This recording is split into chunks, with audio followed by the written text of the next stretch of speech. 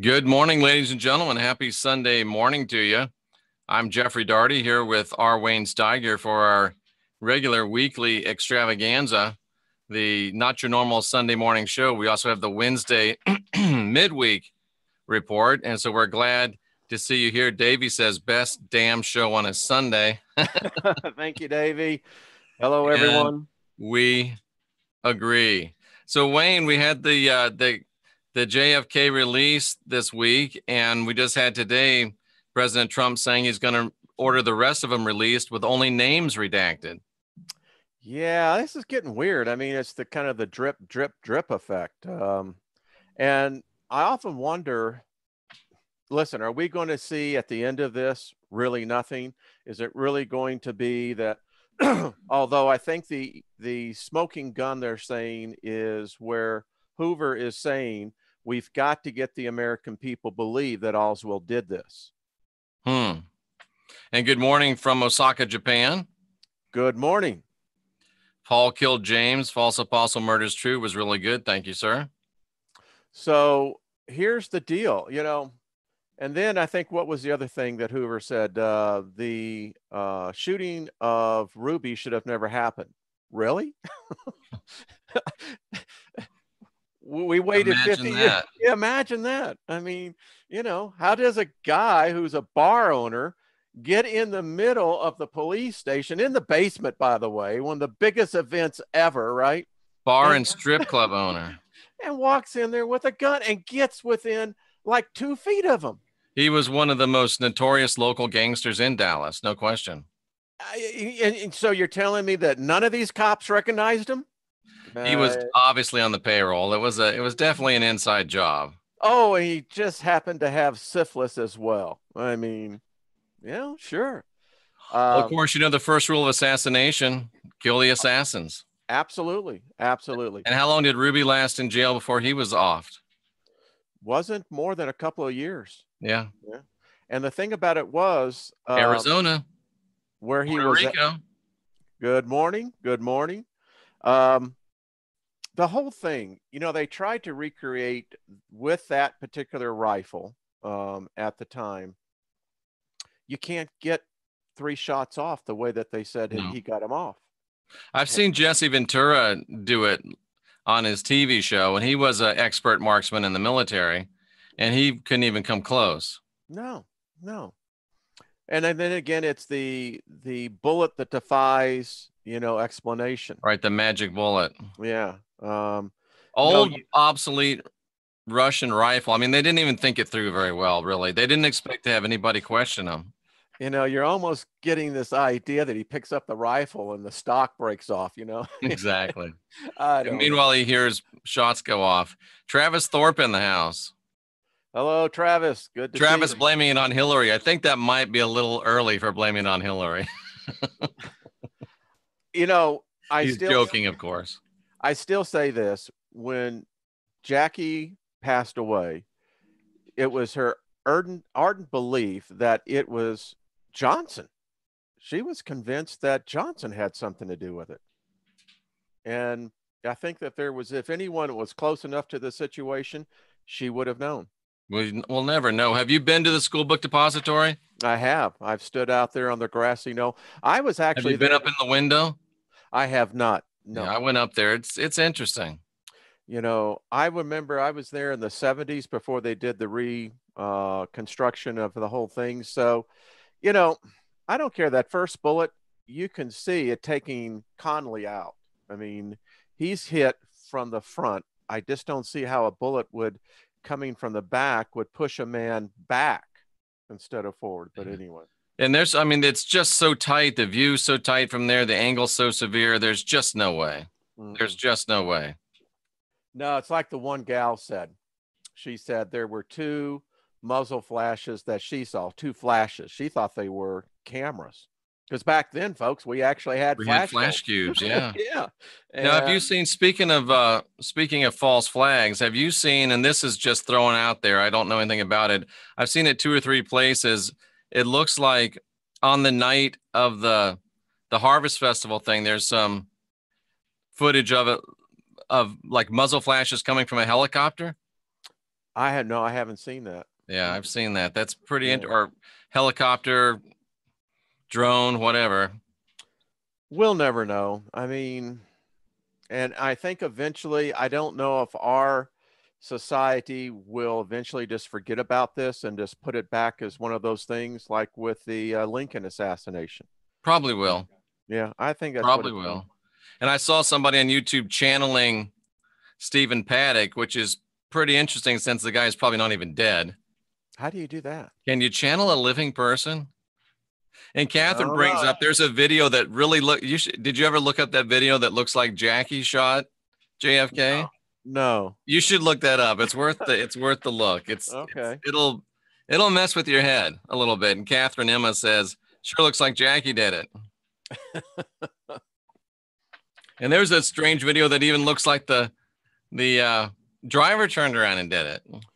You know, it just goes to prove my point. We live in a day of where we used to think that the days of Sir Arthur and Merlin were the days of magic and mysticism. No, it's today because Yep.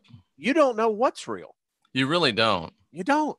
You really don't. Davey says you can't channel a living person. That's called possession. Or I guess it would be called, yeah, if you actually channeled them, that would be possessing them, wouldn't it? And remote viewing at the same time. We should give it a shot. Or just a bad relationship. I don't Hello, know. Preshni. Nice to see you. We got an international audience and coast to coast, border to border here in North America as well. Thank you. Thank you for turning in. Yeah, it's awesome. It really is. Now, I saw your show with Barbara DeLong. I think I'm going to have her come on and talk about mediumship because I have a great interest in spiritism. I don't know if she considers herself a spiritist, a spiritualist, but she did say she is a medium. Yes, yes. In fact, I will be on her radio show tomorrow night. So, yeah, she had mentioned that she had actually spoken to other people who had recently just crossed over. Mm-hmm. And some of the stories were very fascinating. Yeah. So, yeah, it's one of those things. I was thinking today, are ghosts real or not? And on that note, Wayne, I had a lady send me an email and somehow, inexplicably, my thick fingers, I deleted the email, can't find it, but she was asking me about a daughter or a niece that had just committed suicide. And she said the niece came to her and said, it was a mistake. I didn't mean to do it. And I reached out. I think I got in contact with her and I just wanted to let you know, and I'm sorry to do this publicly, but I can't get a hold of you. I think that the girl actually, whether she meant to or not, it was a suicide. After going and looking and searching and speaking to some folks in the know up there, it looks like she, like all suicides, got sent right back. So she's fine. She's not suffering, but she is back for another round, which is what happens with suicides. Typically, they get sent right back. So if you're thinking about committing suicide to get out of life, don't do it because you're coming around one more time from the beginning. Yeah, I just want to add to that, and Barbara would agree with that. In fact, we talked about that. Oh, did you? Yep, exactly. Interesting. So she said the same thing, that they're sent right back through. And here's the thing, folks, you may not have everything on the list checked off when you get over there, but the fact that you went in naturally and you went out naturally counts for a whole lot. It gives you a shot. Yeah. Now, are ghosts real? What is your commentary on that, Wayne? Well, after talking and listening to Barbara, I've got two parallel thoughts going here, Jeff. Number one, we are spirit. We are mind. I did a video for your consideration, and it was a deep one, but I contend that mind must be with spirit. Spirit can exist, but if spirit exists, it's at perfect rest. And we would call that the sleep, the blessed sleep. I think it's how it's been termed. So Barbara said that she was there. I'll just recant a story, and you can ask her to tell this story better than I can. But anyway, there were apparently two daughters that their father had just passed away, and they wanted to know, was he all right? Mm-hmm. Barbara said that when she was in the session, she said, I see a man, and she described him. And they said, that's Papa, that's Dad. Oh, And wow. she said, but he is cussing up a storm. And I'm listening to this and I'm going, okay. And the two daughters couldn't figure it out. And they said, well, why? You know, but she said, no, he's using language that very colorful. She said, well, that's Dad. And he's saying, you gave away his suit that he wanted to be buried in. Now get this. And he is hopping mad because you buried him in the old coat. And he says, guess what? You've been looking for the safety deposit key. You buried it with me. Oh, brother. Did they dig him up? Yeah, they did. They actually exhumed the I just pulled this card for that girl I was talking about, High Priestess. She's going to be fine. Don't worry about her. Good. So that led me to believe, she said that there was another time where the guy was sitting in a Barcalanger with Jack Daniels or Jim Beam or something, some kind of whiskey. And in the afterlife. Well, yeah. And she said, the family said, yeah, that's him. That's what he enjoyed doing. And as she explained it, it takes some people a while to let loose of what I am learning is called that silk thread. The silver cord. Exactly. It's been, and apparently I just finished a book that really gets into this very detailed. And it makes me to believe that someone apparently was talking to maybe not on the other side, I don't know, maybe an intermediary. But the reason why apparently people retain their reality of this one over there is that they can't let go. They're either worried about family, they're worried about a spouse. There are just some people who are just out and outright angry, mad. They go with hatred. Genevieve says her mother communicated with her as planned after her passing. Well, all I know is this. At the young age of 6, when I lived in Santa Clara, California, I had an aunt that, I think I may have told you this, Jeff, that was hit by a car. And she died. And it was at night, about 11:30 at night. In any case, that was in Sacramento. And we lived in Santa Clara. Just a couple hours away from Santa Clara. Yep. 3 hours. Well, my aunt was my brother and I had bunk beds, and I slept on the top. And she was there. She came and woke me up. And I remember to this very day, she said, I'll always be looking after you. And she just said a couple of other things. And then the light came on from my grandmother and grandfather's bed, and we lived with my grandparents, because she heard voices. Wow. So it's very interesting. So do I believe in ghosts? I don't believe in the case that where they have been used to frighten people. I don't think that the afterlife is filled with people that are just. Barb said that she's never talked to one who's been in torment. She says she's talked to a lot that were confused, but no one that was in torment. So, it leads me to believe that we have been taught wrong about death. Odd that we're talking about this, because apparently the ancients, their practice of death was to typically bless the family, take care of their affairs, then go into their room and let the ghost go. Now, I think that's the way it was meant to be. We don't come in on our terms. We come in on birth, which is, by the way, I'd fire that medium, Michelle. I see birth now is really as the entrance of death. And I'll tell you why. Because the human body, physiologically, even at an infant, cannot take the birth process once it's gone through. It'll kill you. You ever think about that? No, I have not. It will literally kill a physical body. So think about this, folks. If the entrance to this life was brought by such pain, and it's pain. Oh yeah. My wife, who been a nurse for 37 years, has delivered more babies than I have followers. Um, but it takes newborns about 36 to 48 hours just to recover from the shock. Oh, I can imagine. So I see death in a whole different light. I don't see it as this painful experience. I see it as probably, as what I'm reading, as more orgasmic. Now, what pulls us back from what I just read is that when you have these lingering cares, and a lot of people can't get over the materialism, they really, it gets into their soul.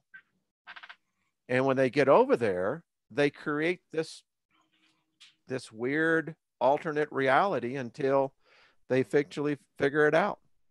So that's my take on ghosts. Yeah, I've been dealing with this kind of stuff for, wow, 35, 36 years now. Well, what's your experience then? Well, yay or nay? I don't have many theologies or isms about it, but from practical knowledge, there are spirits that some don't even know they're dead. That's why they hang around. Yeah, I can see that. Some hang around because they don't want to let go. But most of the things that we think are ghosts, and people may not like to hear this, most of the things that we think are ghosts, most of them, not all of them, not trying to devalue anybody's experience, but most of the things that we think are grandma, dead relatives are really other entities impersonating them. So you have to have your what's that? I said, that freaks me out. Yeah, you have to have your spiritual, you have to have your blink tuned up. So there are, yes, there are ghosts, but the ghosts are only the ones that haven't gone from this life and haven't gone from the astral yet and passed on. Now, if they stay there, some of them can stay there for quite a time if they're attached to places or things or even people, but they will, if they don't get any interaction, eventually die out because they need exchange of energy from living people. But most of the thing, and then they usually will die out or move on relatively quickly, couple years at the most. That's my experience. But most of the things I think that we see that are keep coming back years and years later, like grandma died 20 years ago and she's still visiting you. I hate to tell you, but that 99.9% ain't grandma. Ask some questions, listen to your blink. And that's just my experience in 35, 36 years of doing this. Well, that's worth the price of admission today. So it's interesting. It really is. But I mean, that's why I, on a regular basis, do what I call astral evangelism. People have died here, haven't got the truth here. They're stuck because they don't know what to do or where to go. Or even when they get into a soul farm, you can still reach out to them with the information of the teachings of the Christ, and they can make an escape. I think that's pretty cool. Peter did it. The Christ did it. So I figured, why not me? I think we may all have that ability. I don't know. Oh, we do. There's no doubt about it. Just do we have the guts? Yeah. It's listen, I've come very much in tune that this is the time to prepare. I mean, life is an interesting journey within itself. I feel very fortunate as I now see to reach what we call a senior age. And unfortunately, in our culture and society, we don't respect that. Past cultures, the Chinese culture, the Japanese, many of these cultures realized that the greatest asset they had was the wisdom of their elderly. Well, we do get a discount at Denny's. Well, there is that, but so here's what I'm saying. It's, if you're truly on the path, and as I said, when you get off of the God spell and you begin to realize really who and what you are, that's what I keep on trying to impress upon people is mind. Is your mind. The mind is something that, philosophers have thought about for thousands of years. Religious prognostics have written volumes. Religions have been made about it. but we never are taught about our mind. And my point is that I think that as we begin to see that the inevitability is coming, the day you're born is one day closer to your death. That's true. That we can now begin to prepare. And I don't want to get on that other side and go, oh crap, you know, the fact of getting back through here again. No, I don't think so. I don't like that idea. If you don't prepare now, you're probably going to be coming back again or end up in a place you don't want to be. So this is the time to prepare and learn about the afterlife, and very few people teach it, and it's sad. That's why I do the series on how to navigate the after death plane. You know, I still say I ought to start doing a business plan on this. I believe that, seriously, listen, I believe that there is an opportunity to begin to open what I would call transformation centers. Oh, absolutely. I believe that we could get a group of investors together and then begin to bring in the teaching to every city. Allow people to come in and get a lesson, a cultural lesson of what death is really from a non-religious, you know, hell, heaven perspective. Would normal people go for that? I think they would. You know, and you'd be picketed by all the Christians. I don't think so, because there comes a point in time to where, listen, I think that the Christ said that as a man thinketh, so he is. And I don't think that here is a forced ideology. I think we've been taught wrong about death. I think death has been used against us psychologically as a weapon, as a control mechanism. And, you know, when you deal with people on hospice, I've seen people die, and there's the ones that seem to be so bound up are the ones that seem to die with the greatest fear. And that's a crappy way to exit. It really is. So to answer your question, yes, there was, I had an article pulled up, Jeff. It's odd that we have here saying about millennials. Millennials are leaving religion, organized religion, by over 52% now. Whoa. That's great. That's great news. You know, if I was the Pope, hopefully I had a little something to do with that. Well, something's happening. But now here's the thing. They're looking for the spiritual. Absolutely. They've given up on religion, but they're not giving up on God. I'm going to have a local meetup here. I just decided I'm going to do it. I'm going to advertise it on Meetup. I got a place here in my community where I can use a hall for free. I could put 100 people in there. And I'm going to have a what to do after you die, or a meetup and see what happens. I'm going to do a little talk about what is death and how to navigate it after you die. Listen, I had this thought yesterday. Going to do it in November right here in Clearwater, Florida. Then I think that is something worthwhile. I may try to think something here in Denver as well. Is that? And we'll I'll live stream it. That's a great idea. So here's the or deal. At least film it. I don't know if I can get good enough internet there. Well, I'm going to do that. That's a done deal. That's coming up in November or December. It'd be a nice time around Christmas. People thinking about stuff. Yeah. Or between Thanksgiving and Christmas. We should go with this with celebration, with joy. Oh, absolutely. I mean, it's a joyous time. You're done. I mean, you're graduating. So, Jeff, in this video I did on my channel called For Your Consideration, I learned something, my friend. Cuban Pixie's also in Denver, Wayne. You got a lot of people out there in Denver. Well, then we ought to get together and start. You got Cuban Pixie. You got Jen Morris. I know for sure. That's 3. So think about this. When we think about death, and we have this whole thing now where it's like, oh man, this sucks. Imagine, I learned something, and here it is. It is impossible for a mortal to find mortal bliss. And the last thing is this: no man is ever satisfied.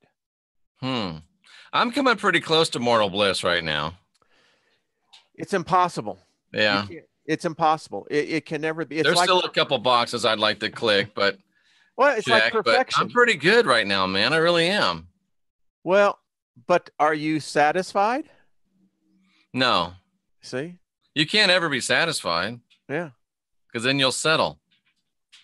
So that's the point. And I think that is, I think, one of those secrets, those golden nuggets, as Bob Tilton used to say. Bob Tilton. And is that, it really can't be done here. No. And I'm learning about that. What do you think of John Edwards, psychic medium from New York? I don't know. I don't know him. I don't know him either. So apparently not much. Yeah. Here's the thing. I'm not drawn to that. I just, Me either. People want to know their future.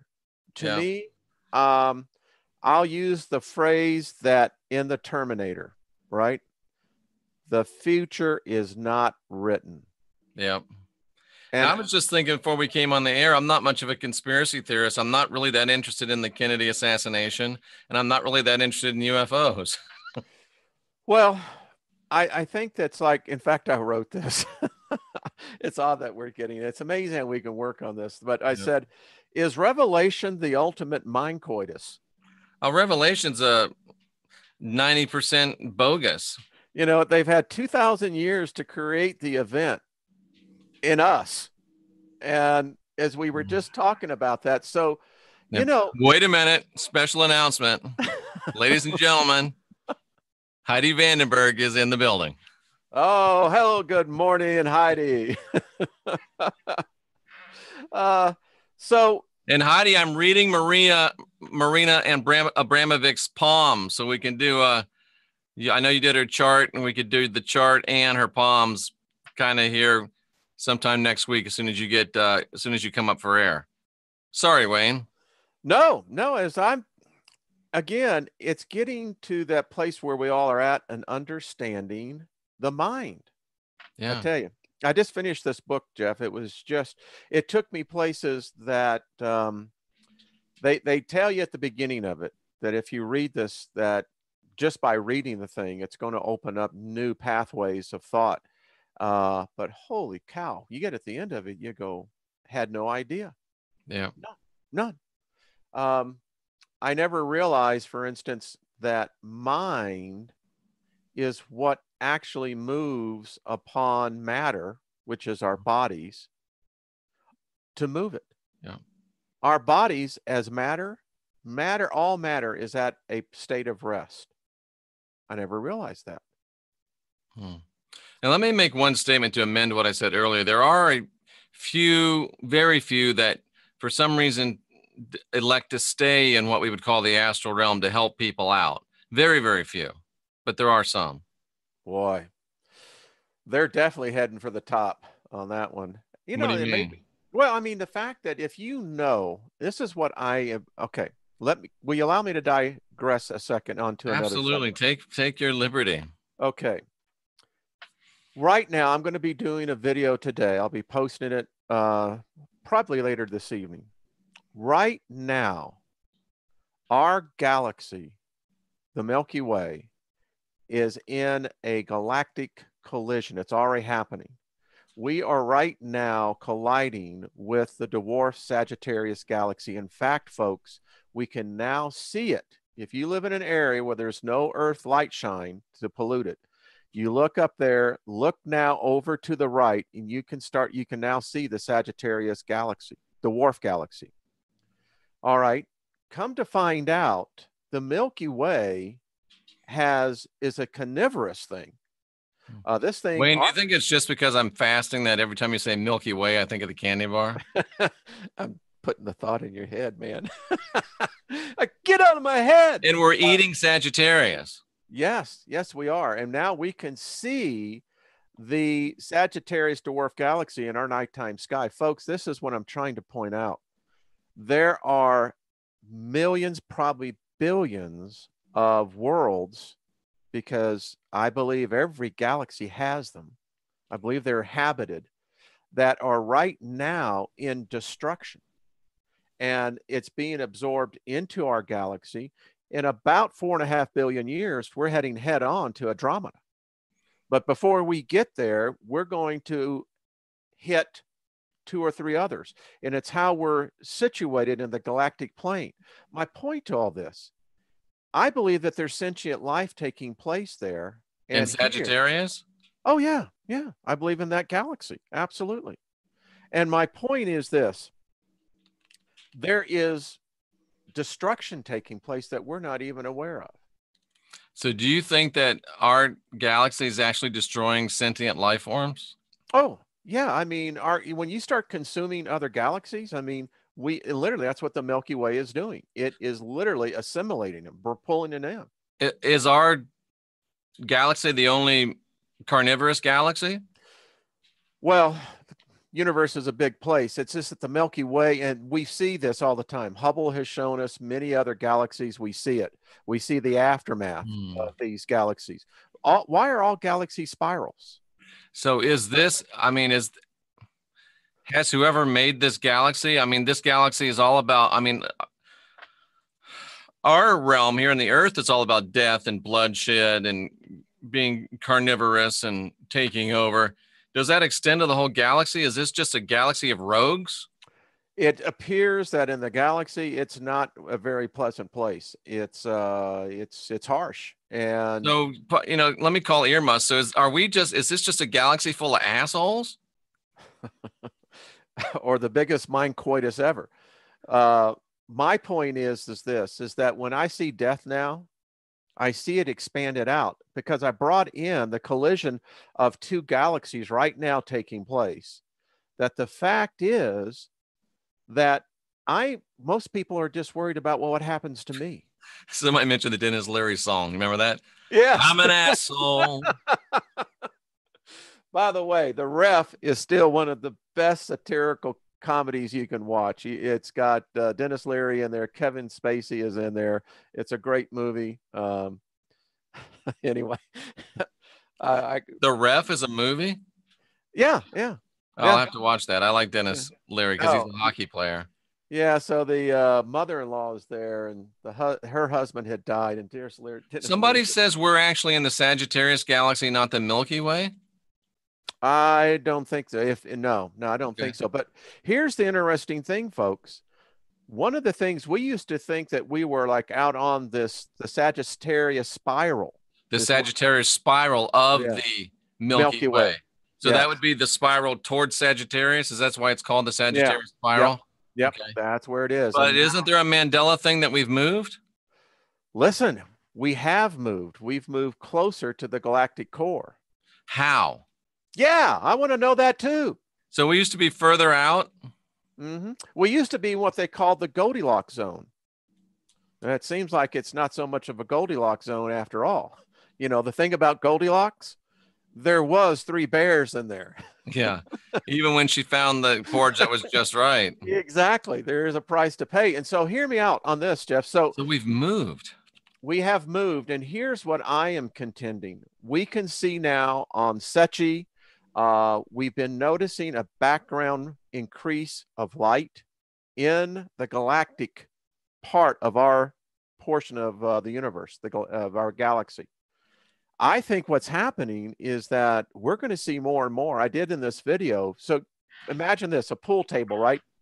So Jeff, you've racked the balls up. You hit the cue ball. What happens when you hit that rack of pool balls? Well, if you hit it right, they all scatter and go into pockets. So what Heidi says there's a galactic hole in the Nakshatra Mula. I don't know what that is. I don't either, but we're learning. We're learning. So my point is this, folks. We're going to start seeing, we just had an object move through our solar system. We had no idea what it was. And I'm thinking, well, why don't you tell everyone that there is this collision taking place? There is cause and effect. And when you start binging the balls, these are planets, these are solar systems, these are stars. Yeah. So we've moved closer to the galactic core. And to do this, folks, is amazing. What is it? Oh, she said Saturn is in this nakshatra, and I'm looking up in my book of nakshatras, and it says Mula is in, it looks like Mula in Sagittarius, or it says it's in Sagittarius. So interesting. So I have a theory, folks. Jeff, have you ever seen this? You can go online to do this. I'd go and check this out. This is from the You know, I'm Thunderbolt. just getting ready to study Mars, Wayne. It's incredible that you bring that up. Okay. And interesting because here's a great book you could read with that. Now, we didn't talk, folks. Secret Mars. So you can actually see it. Secret Mars. Is that worth getting? Yeah, actually it is. It's a really good read. And we're learning more. So in the ancient alien sky, Saturn was much closer to Earth, much closer. And Mars was a living planet until Venus passed by and kicked its butt. Right. Sounds good, Heidi. So check it out, folks. So here's my point. What if we're still in this process of moving? You know, they still don't know why the planets are where they are. We know between Jupiter and Mars, where the asteroid belt is, that used to be a planet. It's not there anymore. That's where that asteroid belt came from. So the thing is that are we still in this process of radical movement? I say we are. And interestingly enough, if we look at the book of nakshatras, as Heidi was talking about,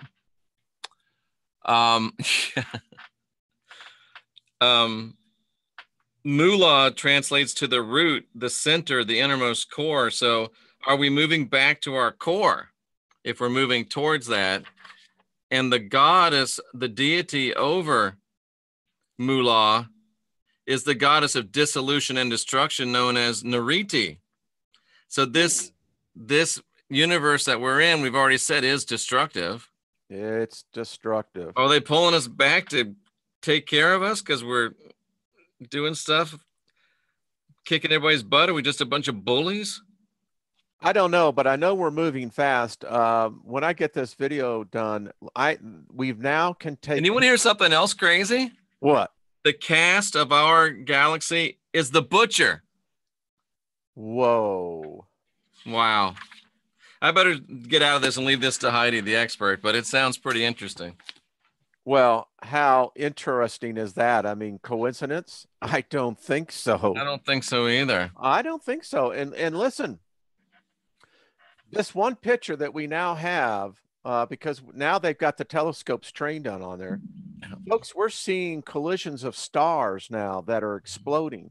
We're seeing distances that in a matter of 4 years, we would not have thought possible, but it's so close to us galactically that we're starting to see more and more of this.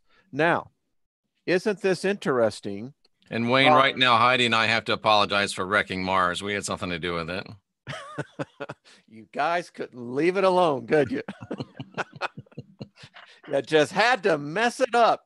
So, coincidence again, on November 4th through the 6th, the Department of Defense will be conducting a nationwide emergency drill test for what is called Operation Starbright, I believe is what they're saying. It is going to simulate a CME hitting the Earth and taking down the electrical grid. Oh, nice. So we're doing a drill for that. Mm-hmm. I don't know. You know. Wow. When is that going to be? November 4th, 5th, and 6th. Interesting. So here we had back in August, we had Operation Burnt Sky. That was put on by the Department of Homeland Defense and cooperating law enforcement agencies around the country. That was simulating a celestial event. That's why they called it Darkened Skies. Here we are now in November. The Department of Defense is now conducting a test that simulates a coronal mass ejection hitting the planet. Interesting. Sounds like somebody's trying to scare us. Well, there's always going to be the fear porn. We love that. I mean, that's why we got Halloween. Oh, isn't that interesting? You know, I mean, we do like to be scared. I'm not sure why we like to be scared. Because it's like crack. It releases endorphins. That's true. That's a good point. You know, that's why Hollywood, listen, if Hollywood, like they've had this year, is just an absolutely in the trash can year, they can always bring out the horror movies because people love to be scared. And we do. I did see The Mummy. I thought it was really good. With Tom Cruise? I did. I saw Blade Runner. And I think I'm going to go see the new Thor movie. Has anyone seen that yet? Give me a thumbs up or thumbs down. So, you know, they trashed the Tom Cruise, but I looked at it from a whole different, I looked at it from an alchemy point of view. And now that the rebirth of Seth, which I'm telling you, this whole thing. Not only did I see it in the theater, but look what I have to watch tonight. There you go. I'm going to watch it again. You know, of course, I do have a little bit of a man crush on Tom Cruise. Well, listen, the dude looks good at 50. He's my age. He's 54. 54. Well, there he is. So, again, we think about planet Earth. We think about the gods, God. We think about all of this, but it's always in the context of us being isolated into this sphere. And I think we got to break out of that. You know, again, when I see the enormity of the universe, when I think about galaxies colliding, worlds, I mean, planets, again, think everyone, think between Mars and Jupiter. There used to be a planet there. That would have been in the habitable zone. Between Mars and Jupiter. Yeah. They're now finding out that you don't need a star per se for a planet to stay alive. In fact, I also read here that Mike Brown from Caltech was saying that they now theorize, and it's a theory, it's out, that most life that's out there is probably inside the planet. Gets back to our hollow Earth theory. The guy from where said that most life is probably inside planets? Mike Brown. From? Caltech. Caltech. Interesting. Mike and his group are the ones that have discovered all the KBOs, the Kuiper Belt objects, these huge exoplanets. He's the one who is now believing they've tracked Planet 9. We know kind of the elliptical orbits a little bit outside of our orbit. So would that make our planet atypical to have most of the life on the surface? It would be unusual because if you think about it, the surface is very harsh. Oh, attention, folks. Please hit the like button. So there's that would say there's a likelihood that there would be life within our planet. Exactly. Wow. In fact, I think that if you look at this just with a cognitive open mind, that you look at, okay, let's just take this from and if Vandenberg and I trash Mars, there still could be life underneath. Very well could. I mean, again, what we're finding out is even on Pluto, this dwarf planet, that it still has volcanization taking place. So we're finding the moons around Saturn, Jupiter. You can just go and name them. They all have an inner core heat. So now I'm really going to get off into this thing. If gravity exists, which obviously it does, we're all sitting here. So gravity is an energy force, Jeff. Now, is there gravity at the center of our planet? It lessens as you get to the center, doesn't it? Exactly. It does. So we don't really understand gravity. We do not. We do not. Not at all. Now, most people will argue with you up and down that there's no doubt that the center of the planets are a molten iron core. No, that is a theory. It's never been proven. It's a theory. And in fact, if gravity cannot exist at a core of where it originates, how are you going to have a solid, to have a solid mass would not make any sense.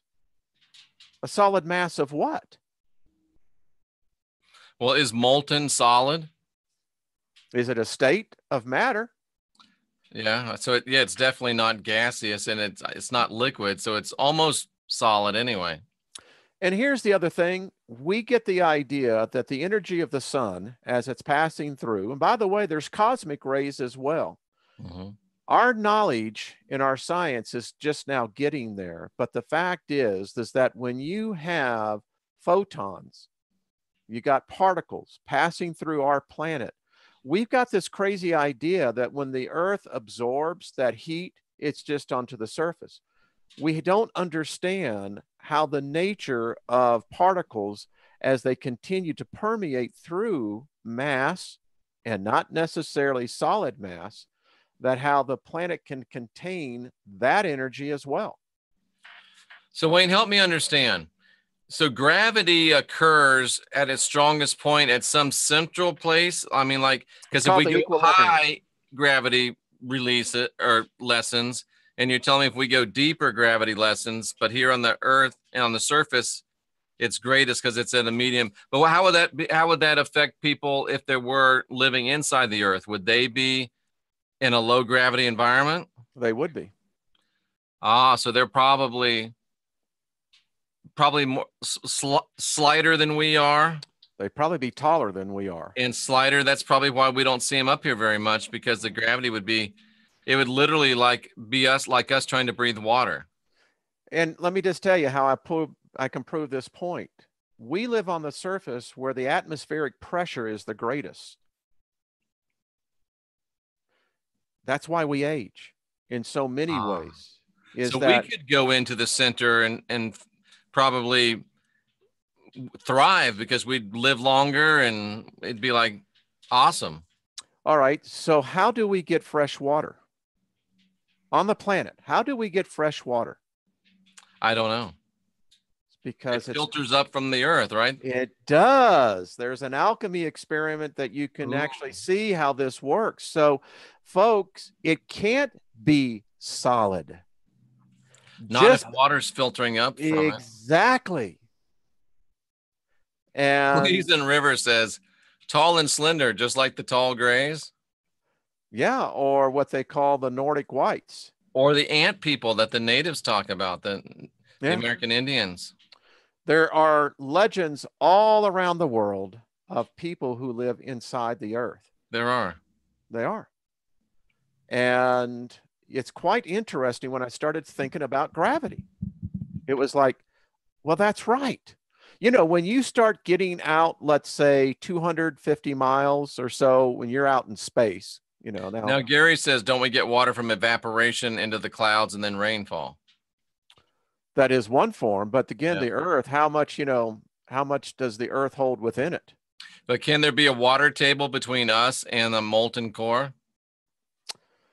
Well, you're trying to say then that it would be completely global? Then that would really put the tectonic plates on. Yeah, that would be problematic.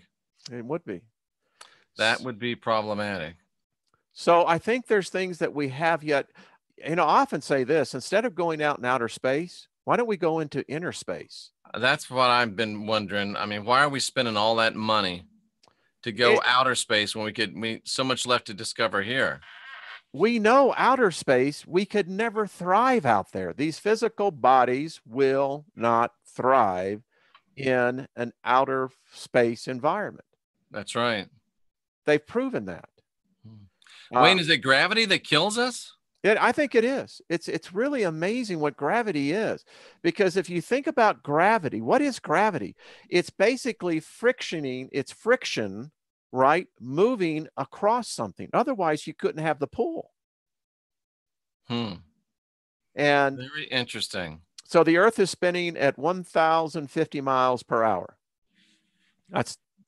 Folks, I still can't comprehend that, because I can only see the sun as it's going across, but we've got the Earth is spinning, you've got the sun that's spinning, you've got the solar system that's spinning.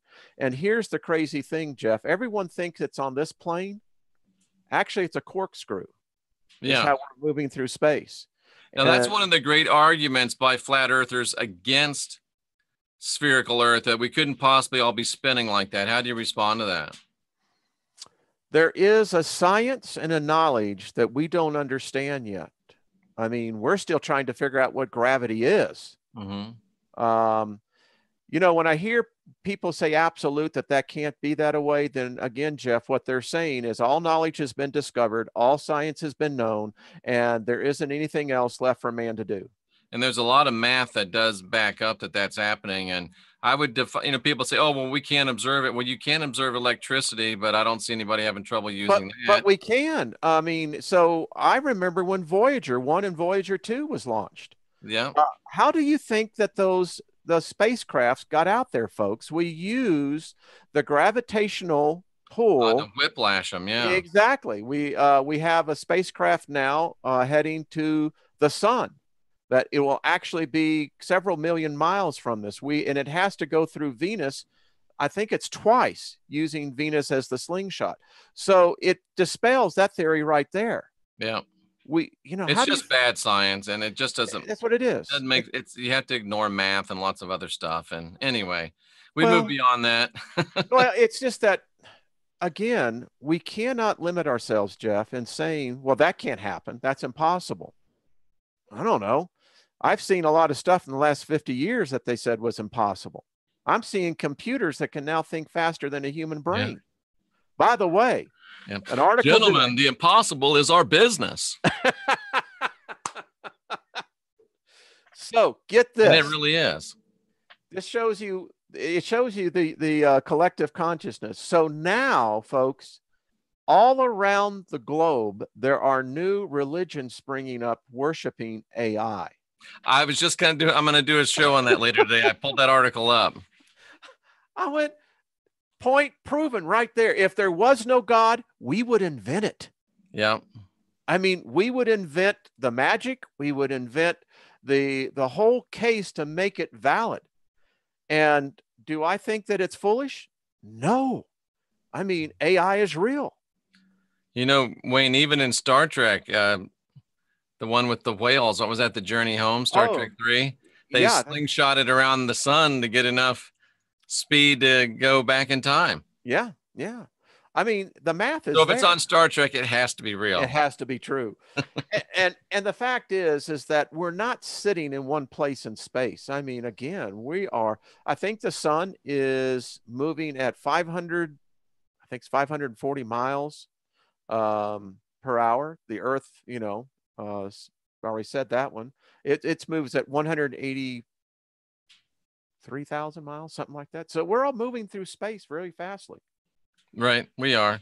And you think about it, if you're on an airplane, how fast are you going on a jet? Well, let's say you're on a 737-800 series, you're going to be flying about 535 miles an hour. Does it feel like you're going 535 miles an hour? Is your hair blowing back? Are you? It's a very interesting effect. It really is. Because are you? No, you're walking around. No. Some people are joining the Mile High Club. There's all kinds of stuff going on. So that in itself, think about that one, folks. How can you stay stationary when you're actually moving at over 500 miles an hour?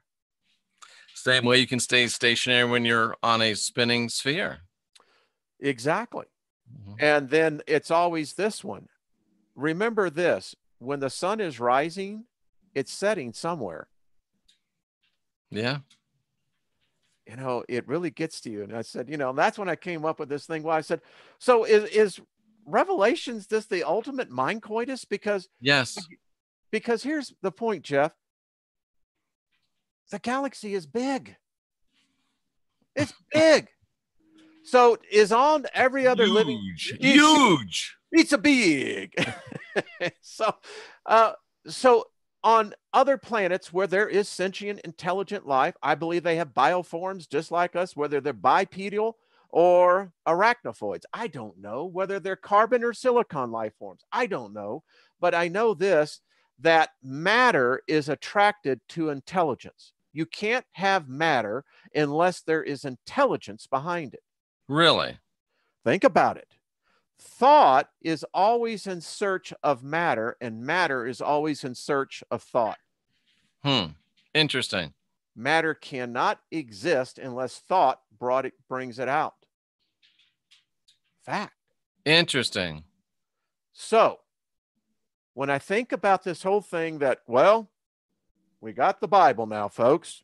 This is the Hebraic God, the God of the whole universe. Are they saying the same thing on the other side of the universe? The same thing? Well, we got the Christian God from earth, and I don't think so. I mean, is their theology built around that they're the only ones, that God sacrificed everything so that they could live? Oh, absolutely. Are you talking about the other people? Yeah, I'm talking about the other people. Is that how the story goes here? And then when you think about death, so how do you know their reality? I agree, Rocker Chick. Yeah, how do you know? How do you know? But you don't think this failed, flawed, fallen illusion of a God over Earth is the same one over this whole universe? No. Good. I'm glad. On the backboard, my black whiteboard over here, I said, are the humans the ETs? Well, we are to this planet. I don't know. Well, come. Well, because I'm thinking the Elohim came here and made it, so they're from somewhere else. We are in their image, so by extension, we are ETs. Yeah. Can I say one thing about the Elohim? We only got his story. We've only been taught what they want us to know. And, that's true. You know, I just revert back to Psalms 82, the council of the Elohim. Yeah, and Elohim stood up among the Elohim and addressed even more Elohim. And so there was a superior Elohim, a council of Elohim, and a group of Elohim. And then you had the big dude, man. You know, the Grand Poopah. And then Christ makes it even broader when he says, "You are Elohim," referencing that scripture. See, what if maybe this is the planet where gods are born? Well, they can't live unless they have our energy. Who's they? Whoever the gods are. Oh, absolutely. You know, I did a video months ago. But if we're Elohim, does that mean, Wayne, that ultimately we can't live unless we have energy from somebody else? Well, isn't this, I think, the ultimate mind game? This is where I think the amnesia. I wish, Sarah. I don't think there's she says, can you slow the chat down? I don't think there's. Is the chat going pretty good? It's rolling. We got 150 people in here and it's rocking. So here's the point. What if, folks, what if it's just that? What if we are truly here in training as gods? Listen, I just finished the Apocrypha, the book of Adam and Eve. And I still find that, as Spock said, every legend has a morsel of truth somewhere in it. So if the Elohim called Adam Yahweh Adam, and Seth later demanded the animals bow down to him, he said, am I not the image of God? Sophia's son was an Elohim. Sophia's above the Elohim. Just answer I believe questions. It. So I'm going to be doing part 2 of the Zephyr, Yetzirah, and it's really interesting now because as I'm beginning to see it, I think that is the great thing that we're all... guess what, Wayne? What? If you click on your settings, there's a thing here that says enable slow mode on your chat. I did not know that. Which I just did, so we'll see if it slows down a little bit. Slow mode is on. Send a message every 60 seconds. Oh, I don't want to do that. I am so... I'm gonna turn off the slow mode. It's always kind of when you talk like this, you know, can't you tap faster? Well, anyway, we'll see how slow mode works for just a minute. So this world is a pretty screwed up place. Listen, the technology... Slow ride. Boom, boom. Take it easy. Anyway. All right. So all the people who lived in St. Louis back in 1976, Super Jam, Foghat. Yeah. All right. I was there. Hot. Good God almighty. So get back to the point. Elohim's in training. We are, there's no doubt. So here's what I think. So I don't know what's happening in a star system that I'm seeing is getting its ass kicked, right? And I'm Talk about thinking, Sagittarius? yeah, and I'm thinking if I'm on a planet, I'm watching this and I'm watching this slow motion disaster coming. What do I do? Well, my point is that, folks, I think that when we leave here, we got a whole lot of other places to go to. So, Wayne, is that why these ETs, if they are coming here, might be coming here to see the planet where gods are born? Is that why it's a universal curiosity? We have something unique about this planet, and I think that that could be it. I mean, what is it that I read in one of these books, that there are an official, I think it's 27, 28 official species that apparently the UN recognizes? I didn't know that the UN actually has Or somebody says the UN recognizes. Yeah. They actually do have a part of the UN for extraterrestrials. And we had somebody that said ETs are demons. It wouldn't be complete without someone saying that. So thank you for checking off that box. So, okay, so here's my question on this. So do demons exist in other planets? Are they just here? I want to know. What are demons? I mean, also, I'll turn it off. They said don't, it's not good. So let me turn this off. They ain't digging it, huh? It says limit. I could do it to 30. Oh, limit chats to per person. You have to wait a certain amount of time per person. How should we give them? 30 seconds per person, Wayne, or 15 seconds per person? 15. How about that? Have another cup of coffee on us. So you can only post every 15 seconds per person. Bam. Okay. So let's talk about Mars. You know, as I'm understanding it, we've been fibbed to again. Apparently, Mars does not have a red atmosphere. Why does it appear red to us? That's just a good question. If you look at some of the rover Curiosity photos, no, I don't think that is what we're supposed to be seeing. I don't think it's red. But in the sky, it looks red, is what I'm saying. Well, I don't know. I mean, it could be dust, because we know that they do have global dust storms that, you know, that would give the same effect that we see here on Earth from the Sahara dust that goes across the Atlantic. Ask all of our friends in Britain 2 weeks ago. They know what that red dust will do. Absolutely. So I'm convinced that there very well could be life there. I mean, I began to think about this, that if whatever hit between Mars and Jupiter, and you know, George Norrie did one of his things on Coast to Coast on this. So we know that the asteroid belt there was a planet. What was it? What hit it? When? Interesting points. Yeah, Mars is just Mars, there's a lot more there than what we know. So I got this out as well. I didn't even know we were going to talk about this. This is cool. So David Flynn, you ever read any of his works? I have not read any of David Flynn's works. What's that say? Okay. Yeah, collection? Yeah. And right over here, Cydonia. Oh, yeah. That's the plane on Mars that has the face and all that? Yeah. Yeah. He really gets into some really interesting things about Mars that I don't think a lot of people think about. There is evidence. Excuse me, I know I was looking away. There's evidence that there was something here. Whatever hit that planet was catastrophic. We know that.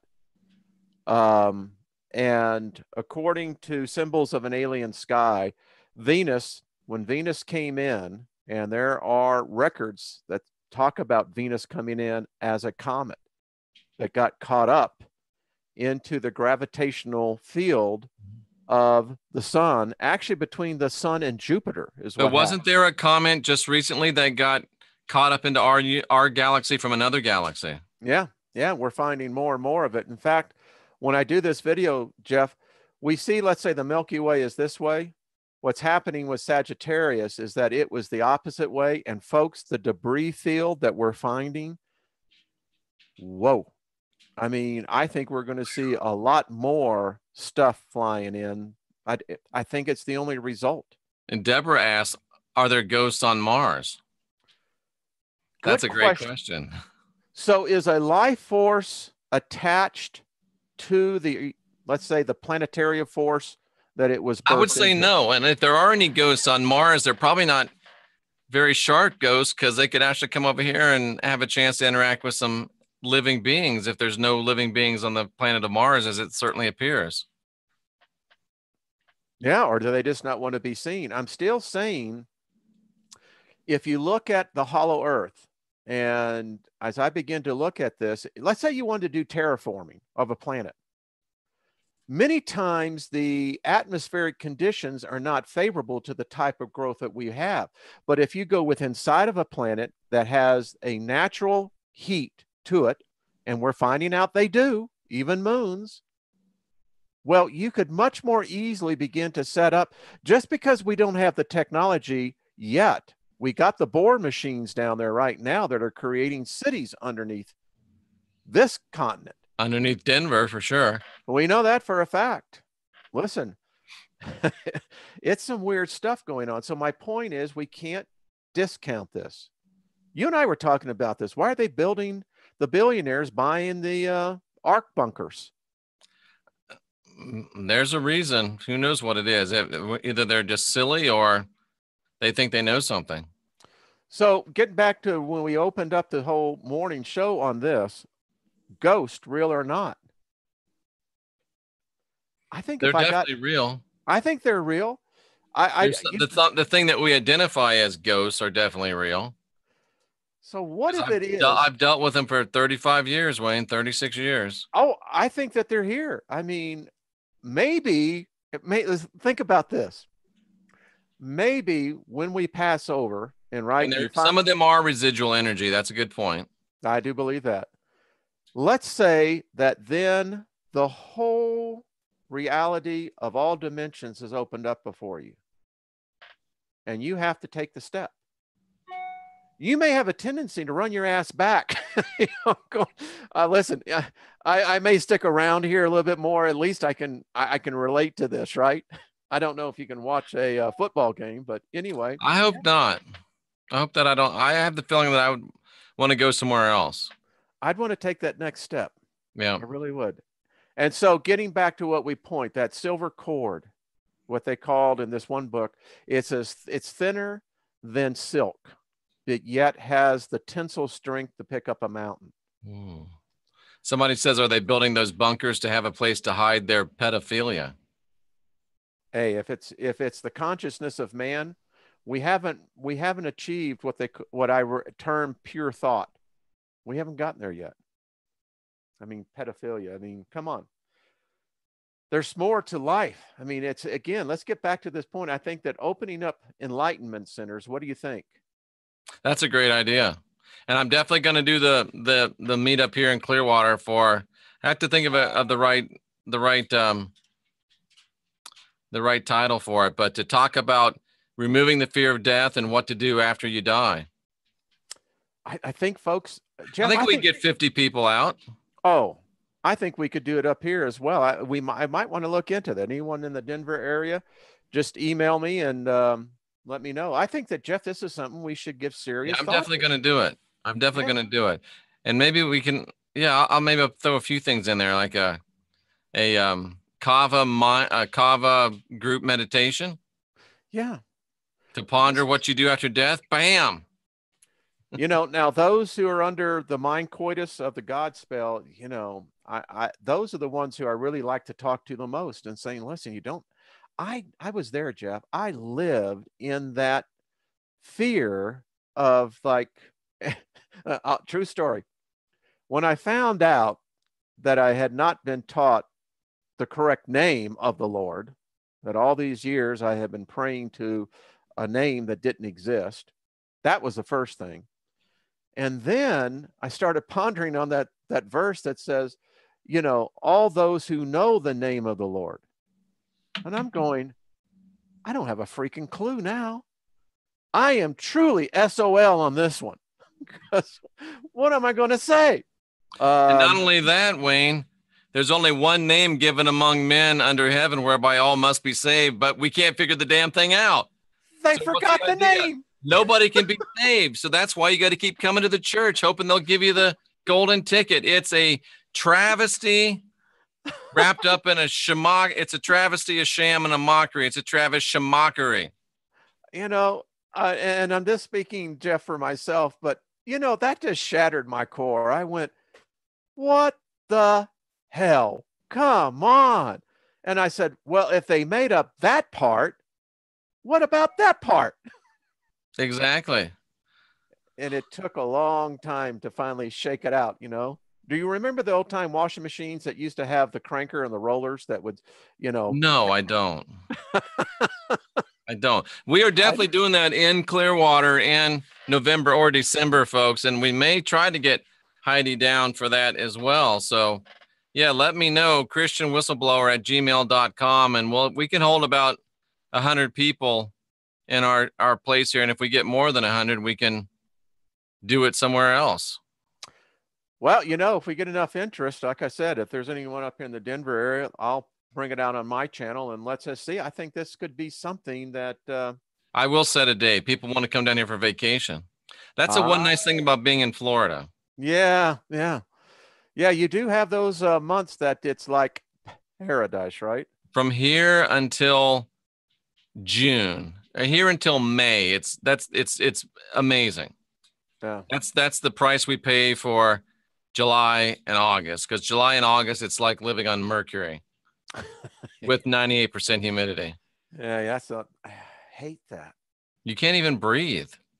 You know, I remember it's so funny when I was married, married to the mother of my kids, and she came home to Florida for the first time, and we're in the yes, it is, Natalie. We're in the elevator at the airport. She's like, "Oh my God, I can't wait to get out of the airport, out of the elevator so I can breathe."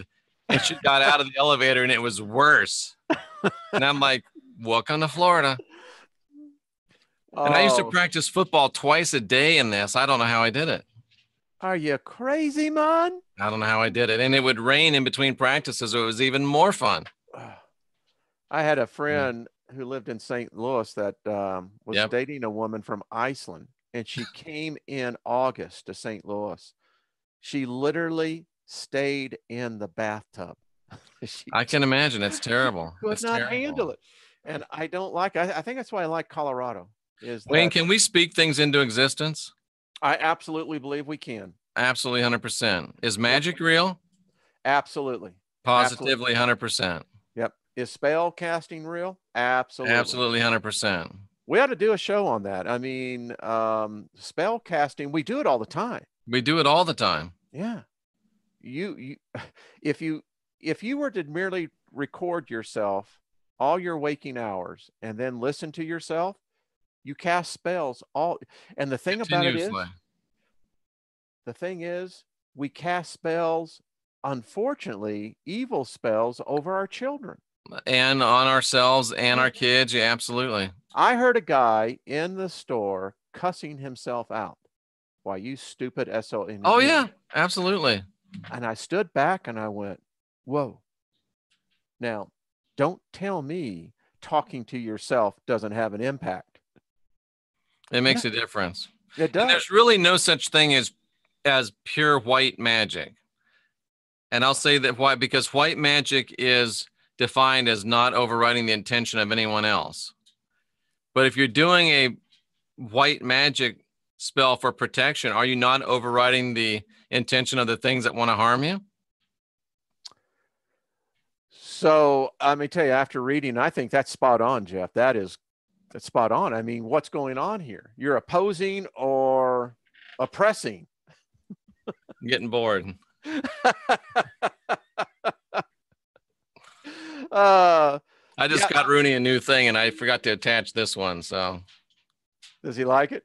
Oh, he got him. It's like 6 feet tall. He won't get off of it. Is that which is good because it cost me $100. Oh, it did.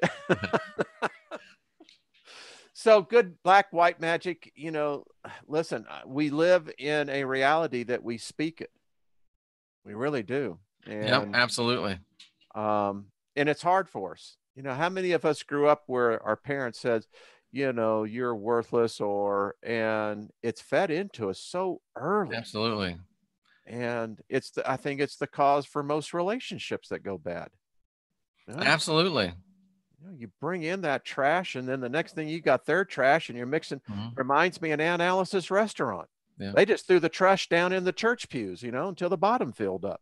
Your life is determined by the quality of the questions you ask yourself. That's good. I was talking to myself today in the mirror because, Jeff, here's the thing. I'm really becoming aware of the inner person, the mind. And that's what I'm really focusing in on, this marvelous thing that takes place where our minds take all this information, and then we get that impression to what we call our reality. Yeah. And Trina just said something very profound. What you resist tends to persist. Oh, that's good. That's really good. That's good.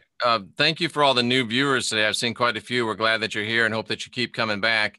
And we also have a show on Wednesdays called the Midweek Report. Wayne has his channel, R. Wayne Steiger. And of course, we welcome you to keep coming back for all of the great stuff that you get from me, the harmless little fuzzball, your friendly neighborhood Christian whistleblower. Got a cute cat too. And cute cat every now and then. He's on his thing over there by the window. He'll never get off it again. He loves it. Only time he comes down is to eat and use the litter box. So as we close out, Jeff, I was just thinking the countdown. We're always thinking about the countdown. You know, Countdown to what? Well, you see, that was just it. We all heard about September 23rd. And then we heard about some date it's going to be in November, some date going to be in December. And it got me to thinking that all my life I've heard about the countdown. Oh, there's always been one. Yeah. And so I wrote, is it, will it, can it, or never be? Has it already begun? I don't think it ever has begun. I don't think it ever will begun. You know, I think that Sandra D is in for the Clearwater event. Hey. So last thing that I have on my list is interesting enough is that we talk about global warming. Well, I read a report this morning that said it's not global warming happening to our oceans. It's actually global cooling. That's why we call it now climate change. Climate. Now that because I do believe global warming we couldn't prove, and it was being disproven. So we have to call it climate change now. Now, I just want to put this thought out this. So we've been talking about hollow earth. We talked about energy, how energy can be absorbed and pulled down. How much energy do you think that the sun soaks up each day? Soaks up? Yeah. What do you mean? Well, the ocean absorbs energy. Oh, okay. Yeah. You take that on a global perspective, folks. You see, the first and second laws of thermodynamics state that energy is neither created nor destroyed, but is in a constant state of change. My point is that we never think about what the oceans are absorbing. That energy, folks, it's mind-blowing when you start doing the math on it. I contend we will discover this, that energy that is absorbed is brought down all the way to the core. And what is done with it down there?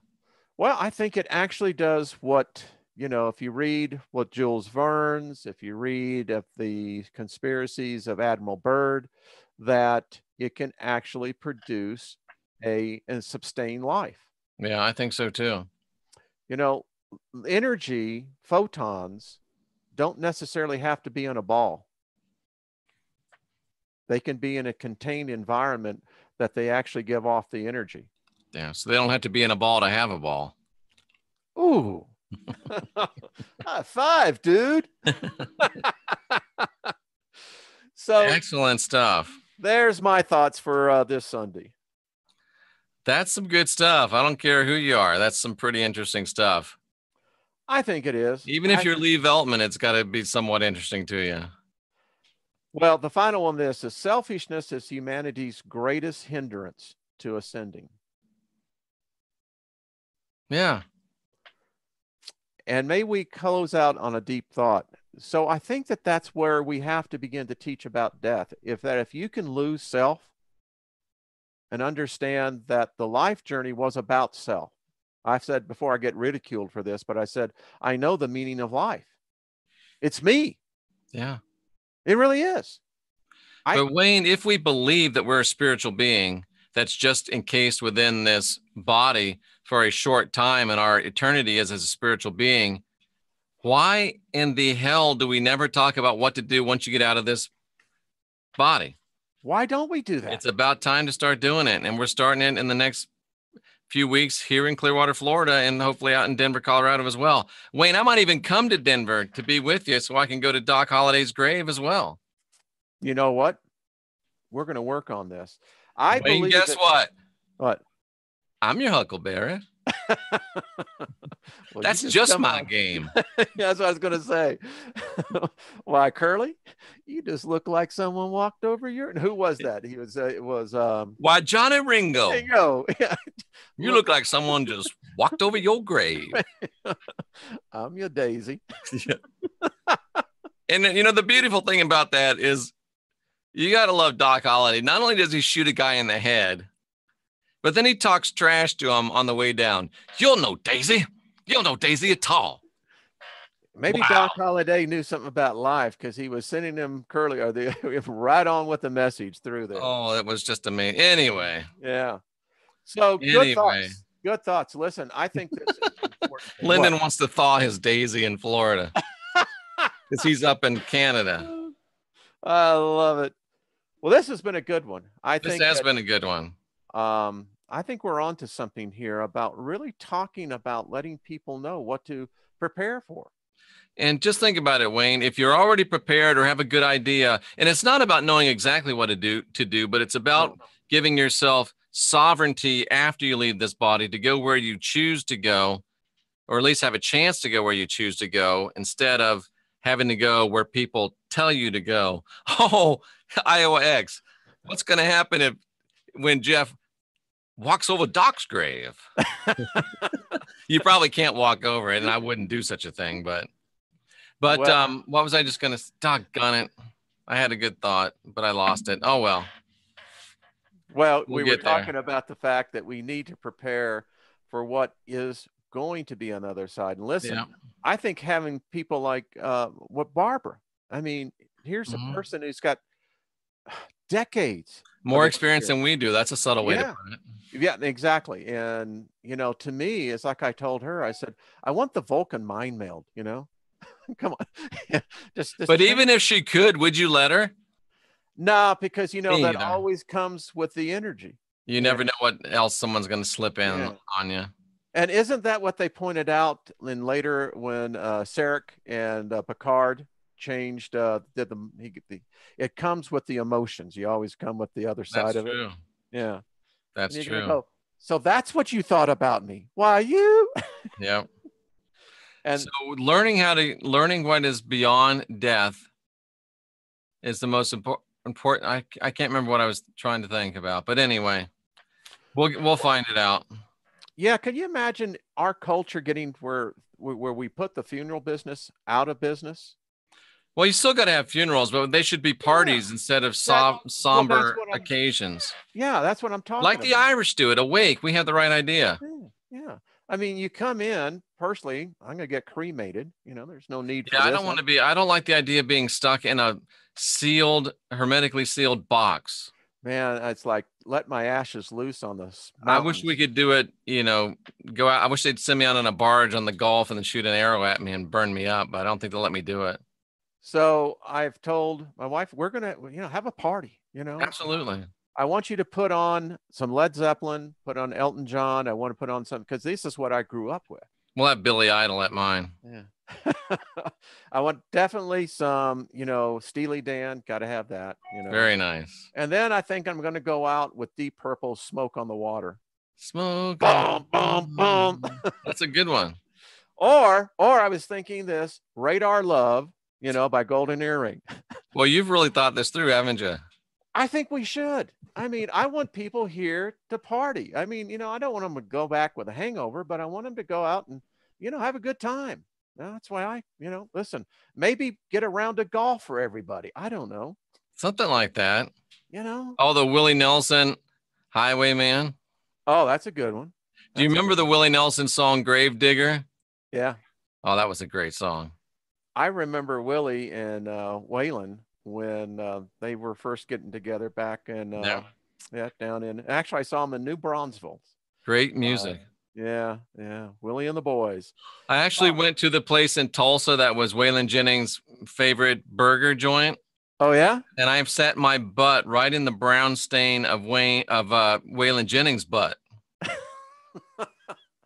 All right. I don't know how many of you get, I think it's Cinemax, excuse me. But Mike Drudge has a weekly series on there called, I think it's the Tour Bus. Yes. And he's Mike Drudge, not Matt Drudge? Mike Drudge, the one that did Family Guy. Okay, so not the Drudge Report guy. Yeah, no, the King of the Hill. Gotcha. So Mike Drudge is doing this thing called the Tour Bus, and he's documenting all the stories of Waylon Jennings. Right now he's doing a 2-part, and it's kind of montage of cartoons and real life footage. Interesting. Rocker Chick asked, how did it feel? Warm. Warm. So my only thing is, after watching the latest installment with Waylon Jennings, is this. Those guys, I don't know how they're alive. They're not. Waylon's dead. Well, how they stayed alive. I mean, the fact that the drugs, good God. Did Waylon pass on? Yes. What's the name of that place, Lee? It's I can't remember it. I can't remember the name of it, but yeah. And there's pictures of Waylon. Yeah, Waylon died probably 6-7 years ago. Well, you see what happens when you don't keep up with things? He went to the big Luckenbach, Texas in the sky. Well, listen, he's got a few of them up there. You know, I often say this, could we see a concert when we get up there? It's Mike Judge, we're being informed. Mike Judge, thank you. And have they seen the series? All we got was it's Mike Judge. Okay. It's a good one. You'll like it. I think the story of Jerry Lee Lewis, holy cow, that was funny. So I'll just tell you one of the little scenes there. So Willie smokes a lot of marijuana. Really? Yeah. I don't know if y'all know this, but the guy gets high. Apparently back in 73, 74, him and Waylon went up to Canada with their tour buses, and Waylon was sitting in there and saying, Willie, this damn thing smells. It's actually called Hank's Hamburgers, believe it or not. Oh, there you go. He says, this thing smells like marijuana. You got to get this clean. He said, they'll never let this thing pass the border. Well, Willie got the thing and they steam cleaned it. And anyway, when they got up to the border, they get there, the dogs they bring out, it didn't get the smell out. The dogs got in the bus and they just sat down because everything smelled like pot. And so the border agents are like, what's happening here? And they went through the luggage and they couldn't find anything. So they let Willie go. Well, Waylon's bus behind him, they thought that this thing was a shoe-in, but they had all the drugs. Oh, no. So they bring him in there because they're going to strip search him. Well, what they did not realize was that every one of the band members were deputized Texas Rangers. Oh, nice. And so they all threw their badges on the table. And of course, the border guard said, screw it, go on. So anyway, I digress. I actually saw Waylon in concert here in Florida when he was on bail for getting busted for cocaine. So. Oh, really? You see, folks, life, it's a journey for each of us. And that's where he wrote that song, Don't Y'all Think This Outlaw Bit Is Done Got Out of Hand, if you remember that one. I do. That's how he wrote that song. Yeah. Oh, they were good times. That was good times. All right, folks, it's been an hour and a half. This is not your normal Sunday show, obviously. Ghost, marijuana, Waylon Jennings. Department of Defense test. I mean, come on. All kinds of good stuff. Yeah. Well, Wayne, you have your Denver Broncos shirt on. I wish your boys luck today. I've been beat up. Well, that's how it goes. Yeah, that's football. That's football. Well, folks, for R. Wayne Steiger and the R. Wayne Steiger channel, I'm Jeffrey Daugherty, your friendly neighborhood Christian whistleblower. Remember our friends, the Leak Project, Heidi Vandenberg, Channel 27, Overwatch channel, and of course, R. Wayne Steiger channel. And until Wednesday night with the midweek report, we'll see you again together, and go to Wayne's channel, come back to this channel for more broadcast excellence. We'll see you again, folks. Thanks, and thanks for folks. being here today. Be kind.